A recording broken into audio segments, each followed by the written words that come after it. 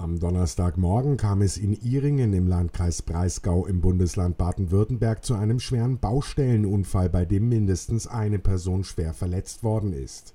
Heute Morgen wurden wir hier alarmiert mit dem Stichwort Dachstuhl droht einzustürzen, darunter Kamin umgestürzt, Person ist eingeklemmt. Das waren die Hinweise der Leitstelle. Vor Ort hat sich das Gott sei Dank nicht bestätigt. Vorgefunden haben wir einen Arbeiter, der unter einem umgestürzten Kamin lag, da aber bereits durch seine Arbeitskollegen befreit wurde. Die ersten Maßnahmen wurden durch den Rettungsdienst eingeleitet, wie er die Feuerwehr unterstützte.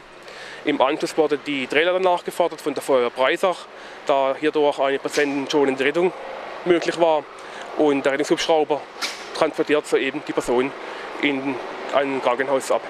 Aktuell halten die Aufräumarbeiten noch an. Der schwer verletzte Arbeiter wird im Laufe der Versorgung mit einem Rettungshubschrauber ins nächstliegende Krankenhaus eingeliefert. Nach ersten Einschätzungen konnten bisher weder die Ursache des Unglücks noch der entstandene Sachschaden ermittelt werden.